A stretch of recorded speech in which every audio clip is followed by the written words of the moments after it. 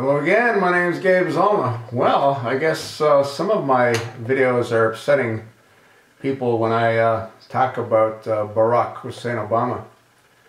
I received one that I want to share with you, and the title is Stop Trashing Obama.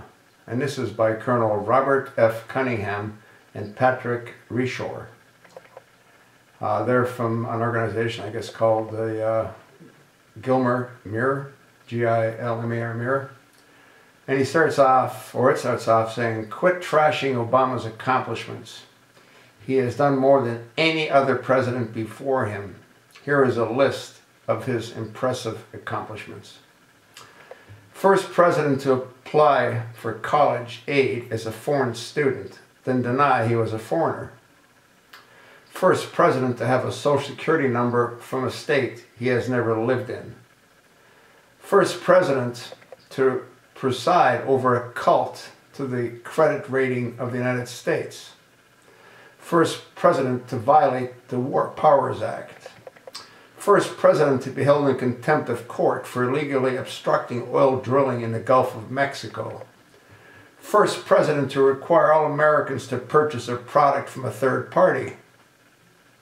First president to send $1 trillion on, quote, shovel-ready, end quote, jobs when there was no such thing as, quote, shovel-ready jobs. First president to abrogate bankruptcy law to turn over control of companies to his union supporters. That's GM, Chrysler, you know. Anyway, first president to bypass Congress and implement the DREAM Act through executive fiat. First president to order a social amnesty program that stopped the deportation of illegal immigrants across the United States, including those with criminal convictions. First president to demand a company hand over $20 billion to one of his political appointees. You know what that was about, huh? BP. First president to tell a CEO of a major corporation to resign. That was like General Motors. First president to terminate America's ability to put a man in space. First president to cancel the National Day of Prayer and to say that America is no longer a Christian nation. First president to have a law signed by an auto pen without being present. That's when he was in Hawaii, you know? First president to arbitrarily declare an existing law unconstitutional and refuse to enforce it. First president to threaten insurance companies if they publicly spoke out on the reasons for their rate increases. First president to tell a major manufacturing company in which state it is allowed to locate a factory. That was Boeing Aircraft Corporation. First president to file a lawsuit against the states he swore an oath to protect: Arizona, Wisconsin, Ohio, and Indiana. First president to withdraw an existing coal permit that had been properly issued years ago. First president to actively try to bankrupt an American industry. Well, he's done more than try. It's pretty much bankrupted, and that's the coal industry. There's probably tens of thousands of coal miners that are unemployed, thanks to the usurper. First president to fire an inspector general of AmeriCorps for catching one of his friends in a corruption case. First president to appoint 45 czars to replace elected officials in his office. First president to surround himself with radical left-wing anarchists. First presidents to golf more than 150 separate times in his 5 years in office. I gotta believe he's blown way past that number. I don't know when this thing was actually written. I imagine it might have been done when I started making these videos. First president to hide his birth, medical, education, and travel records. First president to win a Nobel Peace Prize for doing nothing to earn it.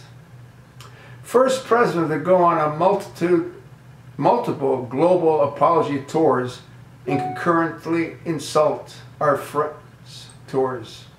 First president to go on over 17 lavish vacations in addition to date nights and Wednesday evening White House parties for his friends paid for by the taxpayers. And these are one hell of a parties that he throws. First president to have personal servants, taxpayers funded for his wife. I think she's got about 22 people that look after Michael. I don't believe that he really has a wife.